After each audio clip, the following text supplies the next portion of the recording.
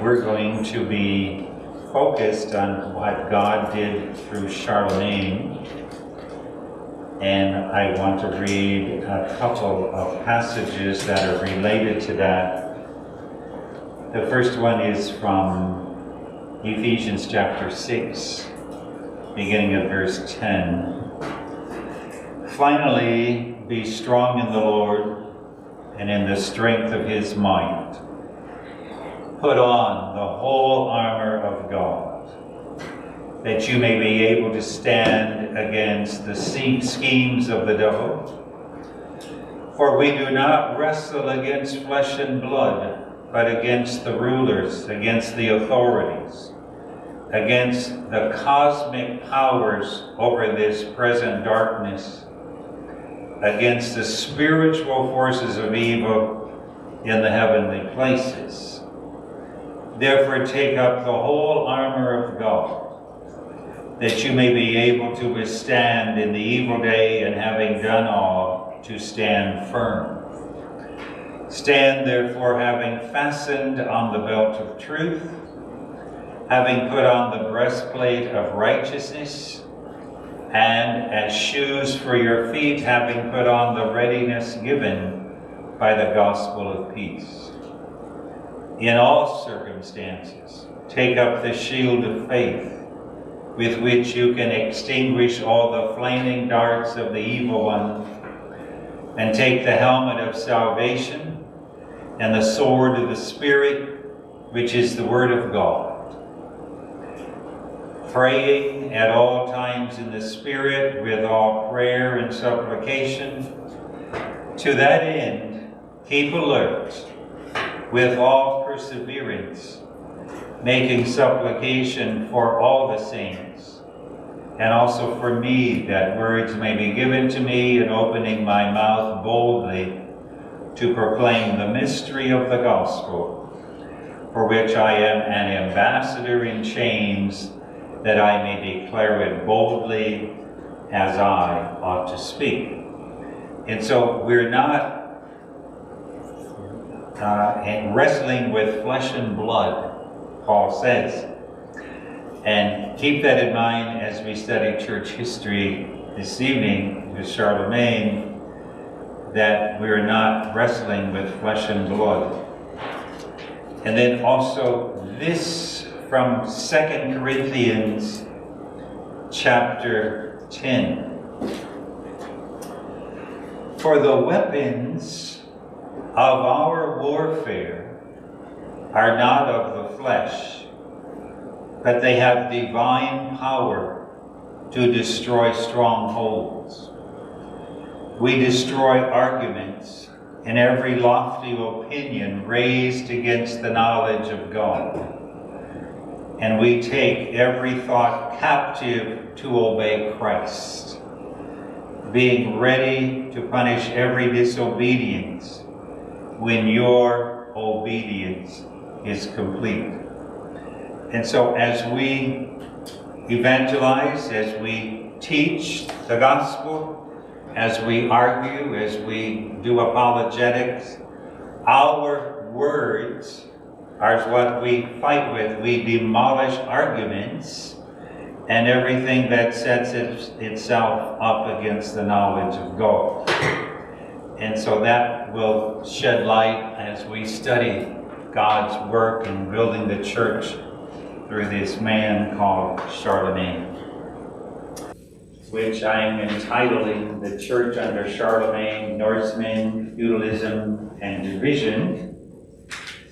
And I want to just make this more of a class. And so by the end of the class this evening, you will be able to do these. What's the first objective, John? 5 turning points God ordained for his church. You would just be able to name them right off. All right? I think that will be helpful. Hattie, how about this? Charlemagne. You're going to be able to define him from a biblical perspective. What's the next objective, Deb? Oops. Charlemagne's influence on Europe. Yes. How does God use Charlemagne? Because we believe that God has all history planned, and he's orchestrating out his will. So he will be able to give us some information on that. And Rich, what is D? The Holy Roman Empire. You should be able to define the Holy Roman Empire. Then, Carolingian is what it is, okay? That's how you say it, Carolingian. Lily, would you read E? Carolingian. It's called Renaissance. You're going to be able to say what that is and what influence that has on the church. That is during the time of Charlemagne. And then we have F. Abby. Charlemagne's positive influence on the church. And we have G. Cora. Charlemagne's negative influence on the church. All right. Does anybody know anything about any of this?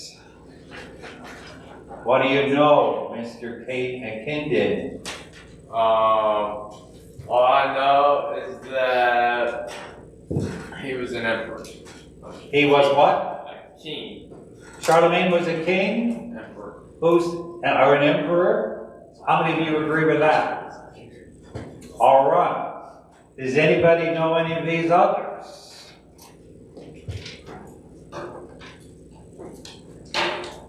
You don't know anything called the former turning point? We're going to take a look at them, and this is where we start.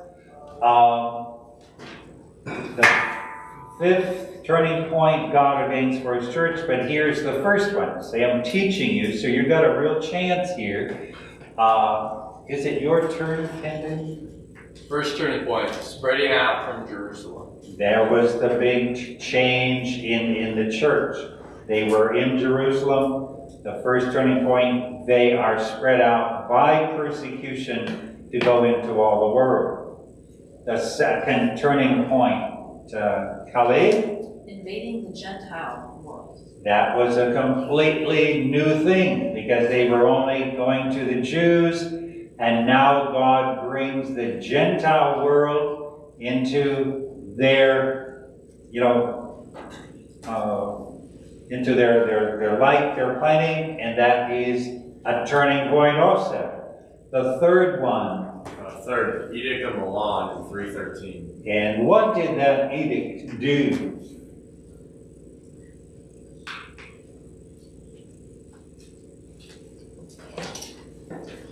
The Edict of Milan, as I hope you remember it, made Christianity legal in the Roman Empire.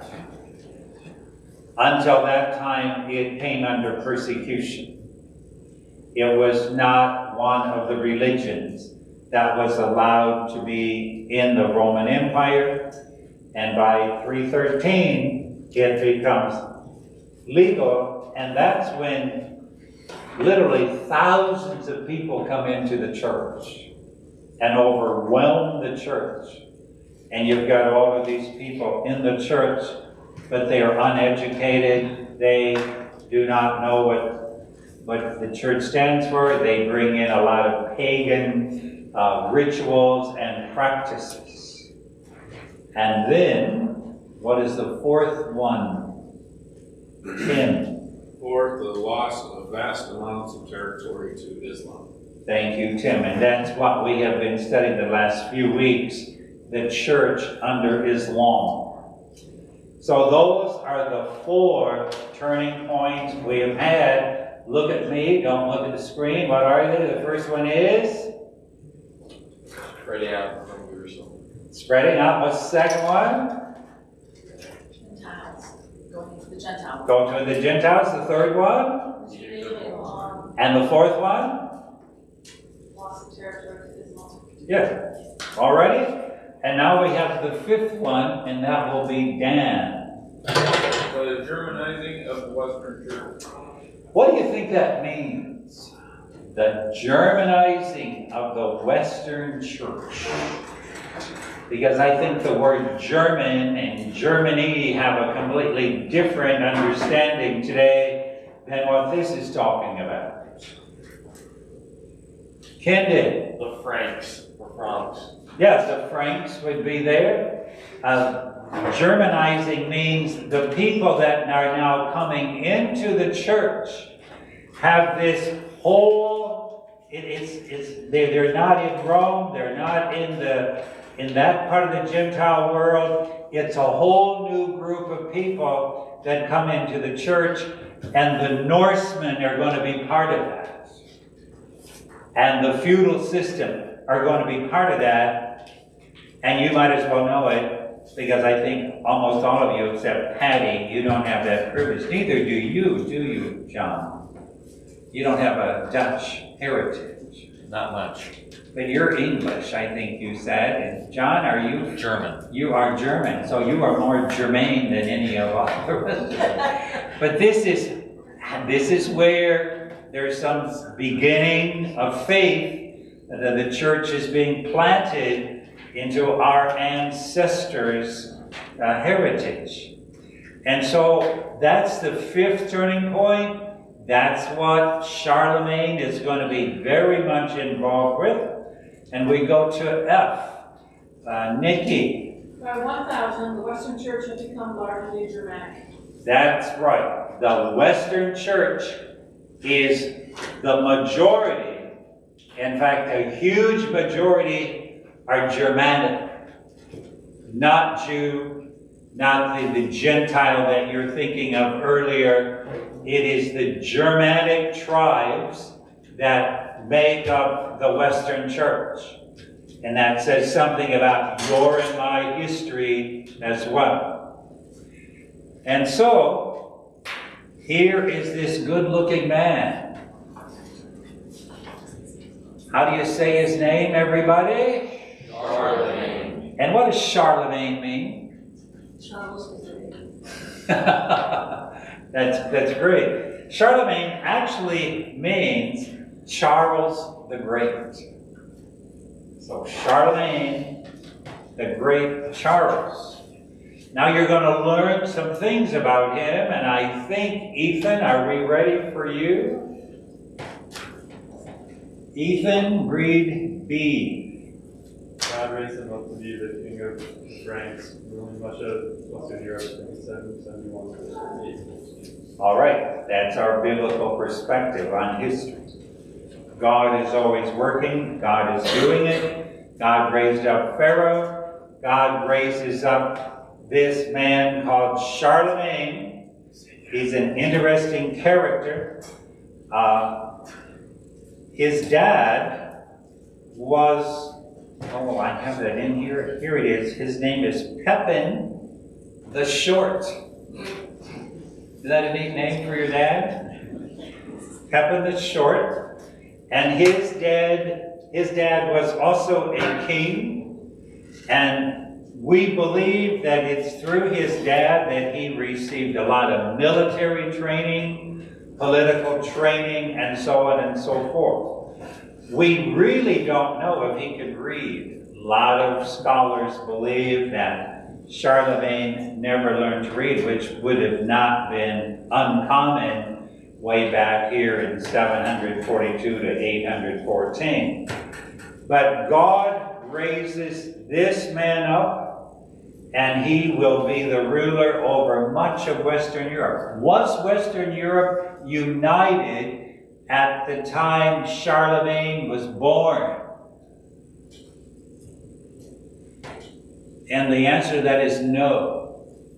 There were just many, many German tribes, and these are the ones which Charlemagne, by the grace of God, was able to unite and gradually more and more build up Europe. In fact, you're going to find out that God caused Charlemagne to be called the father of Europe. The Europe that you and I know and I think love today has its origins in what God did to Europe through Charlemagne. Then we have C. Josie, are you able to read C? He admitted to new creation, a devout Christian, member of his church, and continues to pray in the world. That's right. He became a devout Christian. And I want to use it this way, that God made it into a new creation. And he protected the church. And he also encouraged and supported the growth of the church. We know he built church buildings. He built schools. And he had a tremendous influence in Europe. And so Charlemagne is a man whom God places there to cause the church to flourish. We have D, I believe it's Collins. God ordained him to unify and expand the Holy Roman Empire. All right. And so now the Holy Roman Empire, is that the same as the Roman Empire? And everybody said, no. Don't get them confused. They are not the same. Here is a map to show you the Holy Roman Empire. And the part that is in dark brown right here, I don't know if it's dark brown, but this will become the Holy Roman Empire. This is the empire of Charlemagne. He united a whole lot of German tribes, Franks. Today you have France and Germany out of this part of Italy. But this is the part that Charlemagne, by the grace of God, was able to unite. This is a little bit later. After Charlemagne dies, his grandsons inherited the Holy Roman Empire, and it was split into 3 parts. They were unable to protect any of the parts, and that's why feudalism comes into the history of the world, because feudalism was the only way they could figure out how to protect what was once the Holy Roman Empire. You might like to know that Charlemagne's favorite reading, so evidently he could read, was the City of God, Augustine's City of God, that Augustine had written many years earlier, that influenced him a lot. Also, understand this green part, this is now called the Eastern Church. This is all under the control of Islam, and so was Spain under the control of Islam. Here's where the church is. These are other people that, when we study the Norsemen, they're going to come out of this area and they're going to invade and have a tremendous effect on the church that you see in this part of what was called the Holy Roman Empire. All right. This is C again. God ordained for him to unify and expand the Holy Roman Empire. And here is number 1, and I believe we are ready for Crystal. A skilled military strategist, he spent much of his reign engaged in warfare, uniting much of Western Europe under his rule and laying the foundation for later European nations. I thank you for reading that. He's a strong Christian. Why does he do this?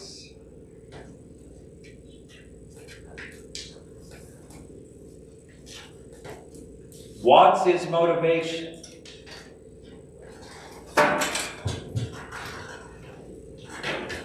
He wants to spread the gospel, and he doesn't do it by argument.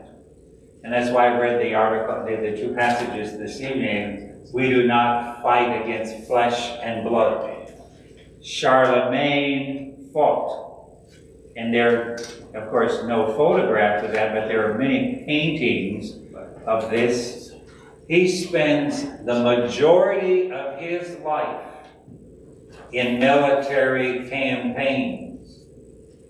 And that is what you're seeing.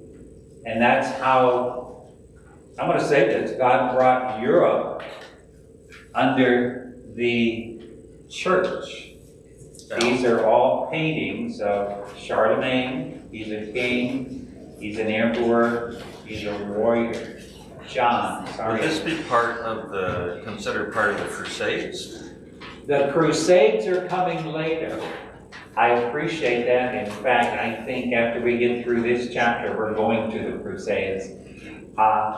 Charlemagne laid the groundwork for the Crusades because he's establishing this precedent that you spread the Bible, you spread Christianity by warfare. Not by teaching, not by demolishing arguments. And here's another picture. I thought you kids would enjoy seeing these. Here is another map I'm showing you. This map shows many of the Germanic tribes which, by the grace of God, Charlemagne is able to unite under what is known as the Holy Roman Empire. And here is another map that shows it more in relation to how you and I see Europe today. The Holy Roman Empire is not a continuation of the Roman Empire. Crystal. Am I remembering this right, that there's a legend that he saw the cross in the sky at a battle? Was that him or was that somebody else? Are you thinking of Constantine? That should have been the other sea guy. I thank you for asking the question, and I thank you for answering. Because I didn't read about it in Charlemagne, but I remember reading about it early. I appreciate your questions. Anybody else? All right. Then you have this, and I believe it is Becky's turn. In 800, Pope Leo III crowned Charlemagne Holy Roman Emperor. That was a big deal. And to be crowned, that was not a lineage like your dad was the emperor and now it's my turn. To be the emperor of the Holy Roman Empire, you were elected to that position by a group of electors who chose the ruler. And so Charlemagne is crowned the Holy Roman Emperor in 800 by the Pope. And so understand, we're not talking about a Protestant church. We're talking about the church, and it's underneath the Roman Catholic Church. And so you see things like that. Then we go to E, and that would be Becky's turn. Or is it David's turn? Okay, David. He was God's instrument to encourage and strengthen the Carolingian. Renaissance. That's right. Now that's a complicated word, and what does Renaissance mean?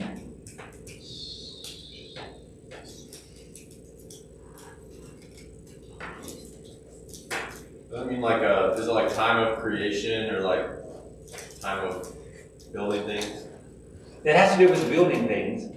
I always like to think that Leighton Church had a renaissance when all of you new families came in. There was just a building up of this church. Renaissance meaning bringing back to what it was. Remember, with the barbarians that came in and destroyed Rome, destroyed the Roman Empire, there was such a loss of learning, such a loss of of understanding, such a loss of education.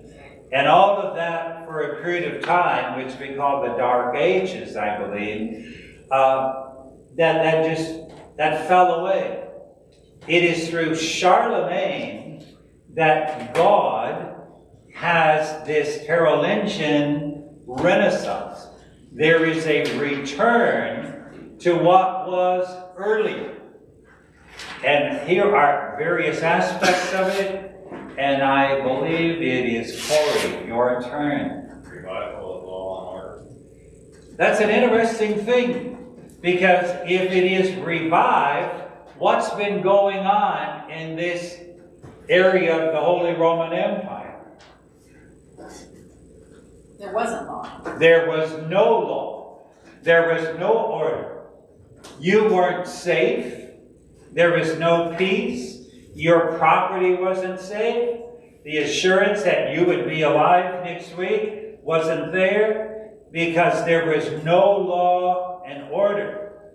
By God's grace, Charlemagne, and maybe that's why he was so militant, he was able to revive law and order. And that order has to do with these kinds of things as well. There was no standard weights. If you were going to buy a pound of potatoes, there was no standard for that. There was no standard of measurements. And so it is in Charlemagne's day that a pound is determined what a pound is, and a foot is what a foot is, and so on and so forth. And so revival of law and order was a great change. How would that affect the church? Would it bring back like discipline and structure to the church? Correct. And the church is protected. And law and order is a biblical concept. And so in the darkness that you had earlier, there is light coming into what you and I are just going to call the Holy Roman Empire. There was now a place for people to live safely. You've got your property. There would be penalties for stealing and so on and so forth. Number 2 will be Ryan. Revival of civilization. Okay, and you're going to say, well, isn't that the same as law and order? It is very, very much related to it. When we're talking about revival of civilization, that means civil things. And so it has to do with knowledge. It has to do with educating. It has to do, what shall I say, refinement of the spirit. I think we live in a culture, there is some refinement. I always think, there was that time when, I can't think of the name of it, when, all of the style and class and so on and so forth, there was just this great elegance that was maybe overdone. But I think we still have a way of refinement. When you eat, there are certain things that you do to, you don't burp at the table. Am I right on that? They're just things that you're refined.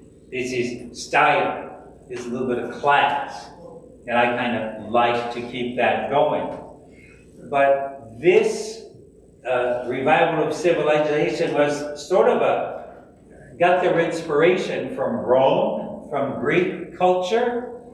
And so that's going on during this Carolingian Renaissance. We have this one. Did everybody read? Did I skip somebody that wants to read? John, number 3. Preservation of knowledge. Yes. What does that mean to you, John? What we learned or what we know, we capture it, we write it down, we pass it down.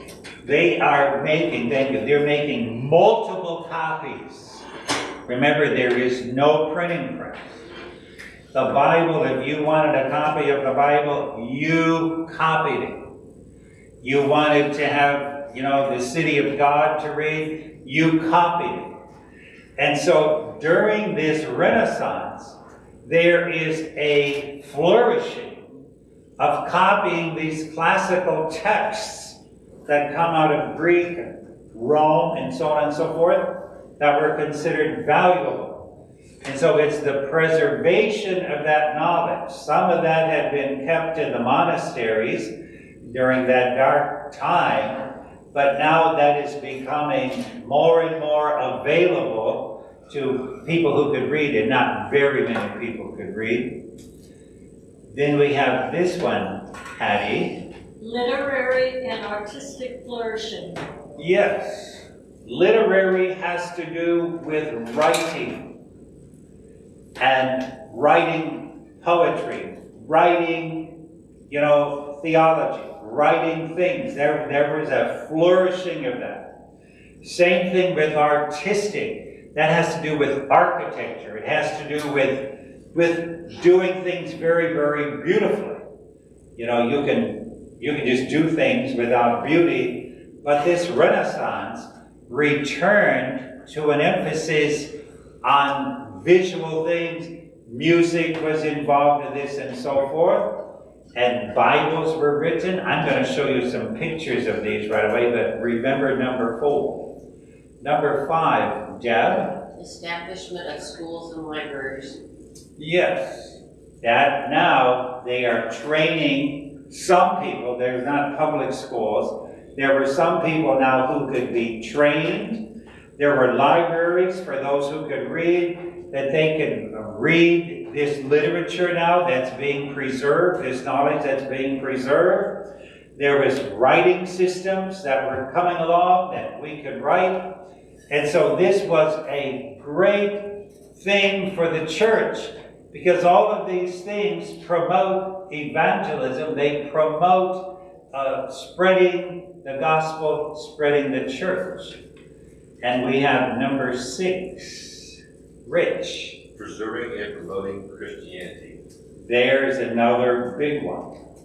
And so this Renaissance declared Christianity is the true religion. And so as this is going on religiously and politically, there was a intertwining of religion and of politics. And so the rulers at this time, who we'd call them Carolingian, and the Catholic Church, they were working together. And then we have one more, and that will be Lily. Legacy, the father of Europe. Thank you. That would be what I'm calling Charlemagne's legacy. How is he remembered? He is the father of modern Europe, because Europe has always been known in our lifetimes for all of these things. Our civilization comes out of Europe, and that has also spread in many parts of the world. Are there any questions about this Renaissance? It's significant to understand the church. Now, I told you I was going to show you some pictures of literary and artistic flourishing. And so these are 2 parts of the Bible, pictures in the Bible, that were done during this Renaissance. They actually used gold leaf. These were called illuminated art. And so when you open the Bible to this page, it was illuminated. Isn't that beautiful? That's how they did it. You're maybe familiar with some of this kind of print today. It's usually associated with many, many centuries ago. But remember, this is all done by hand. And so that letter P, I think it's a P, and I think it's a letter F. Look at that. That was this revival of artistic, literary beauty. And you can say, well, that was a waste of time. No. I think it's really beautiful. It's really attractive. Here is some of the architecture of that time, which we haven't really lost. It continues to this day. You're very familiar with this. The whole Gothic style of architecture comes out of the time of this Renaissance. And they incorporated some Rome, some Greek, but some new materials. Here is some more of that architecture right here. Do you find that beautiful? I just think it's really, really gorgeous. And they employed this in the churches and in the Bible. That's where they really had it flourish. So I find that interesting. All right, we have some more now of biblical perspective on Charlemagne. And this is the positively, and because I forget things. Rich, did you read last? I believe I did. Did Lily, have you read already? Is it your turn, Abby? Yes. I think I should have a red flag and then you guys hold the flag whose turn it is. Okay. Would you read A? Yes. Use God's instrument to build up his church and protect it. Do you all agree with that? He's a godly man. And the church is protected by him. And he builds churches and he protects the church. B. He was God's instrument to open Europe for the gospel. That is right. As he united all these tribes and he's the emperor, then he has that power. And we believe he's God's instrument to open Europe for the gospel. So there are churches, they're Catholic, but they're all through Europe. They're there. We go with C. As emperor, he worked to improve the moral character of his subjects and clergy. That is right. Immorality was rampant. There was no law. There was no order. By God's grace, this man positively influences the culture for the safety of the church. And we continue with positively. This is D. He preserved ancient biblical texts during the Carolingian Renaissance, ensuring the integrity of the scriptures. That's right. How is the Bible preserved through these dark times? It is Charlemagne whom God used to protect the scripture so that we have today continues to be the truth. We have E.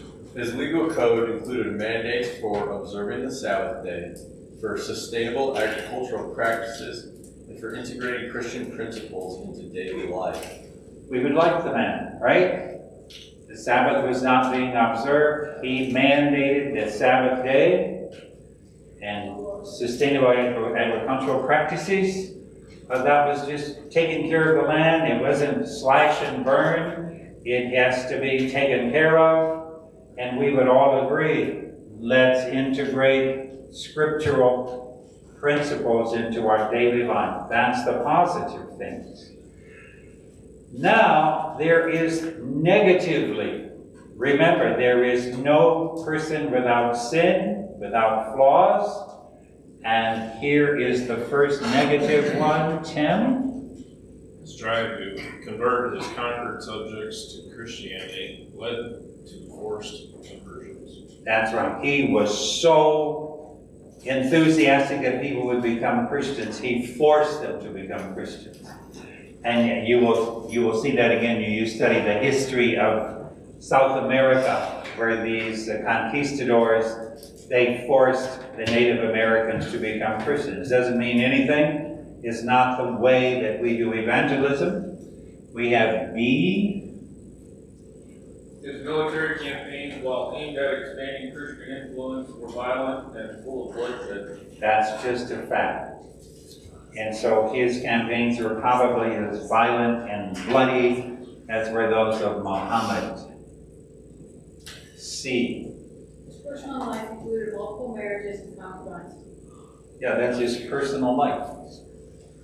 And so God uses sinners to promote the gospel. We know that from the Old Testament, the New Testament, and so I don't want you to walk away with Charlemagne was this great saint.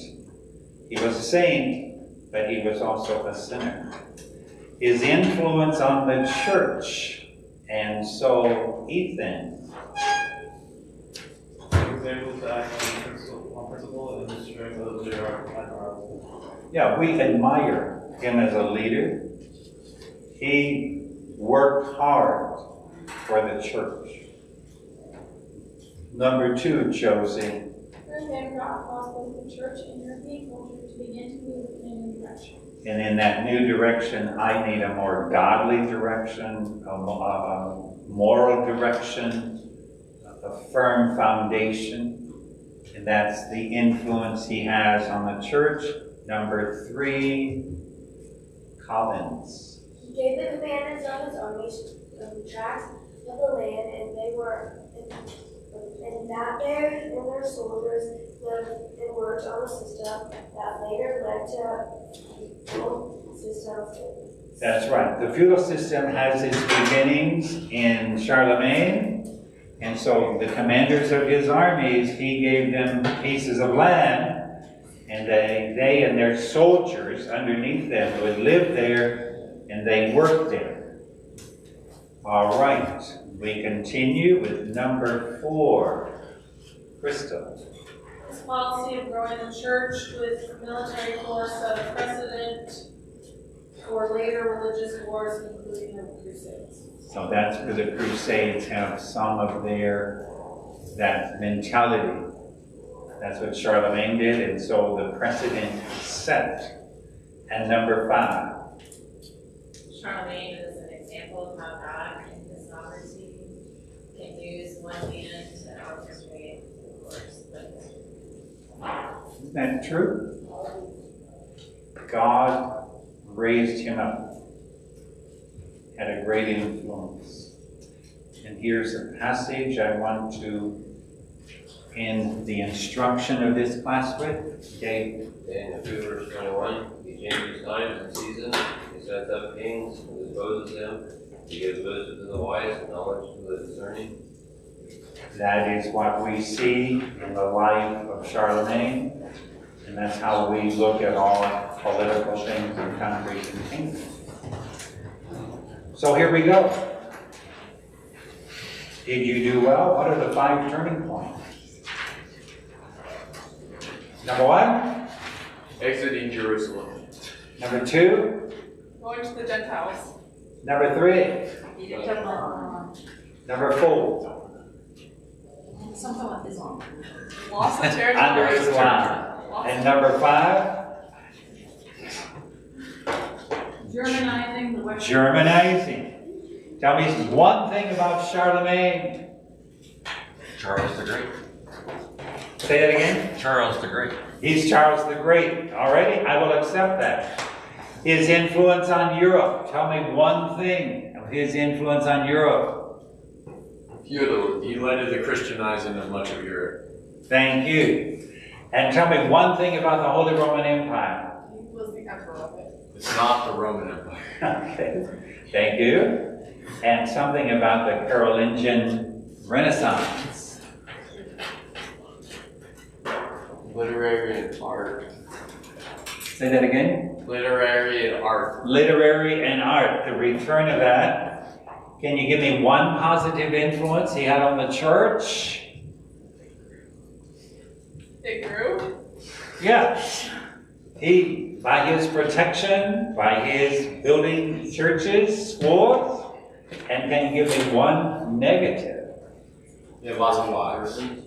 Thank you. Thank you. Thank you very much. All right. So next week, we're going to start with the Norsemen. Is that all right? And I'll try to establish more goals that we have a reason to learn, and I want to find out if we learn. So I might start out next week a review of these things. Is that all right? No problem. Let us pray together. Our Father, you bless us so richly. And we look at the history of your church tonight under Charlemagne.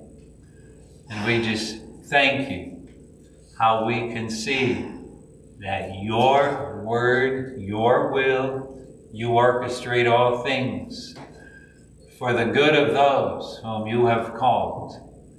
And so we give you praise, and as we live our daily lives, we know that you're using us, using the political things of this earth at this time for the good of your church. May you be praised and glorified in our life this week. And we give you thanks for this evening. In Jesus' name, amen.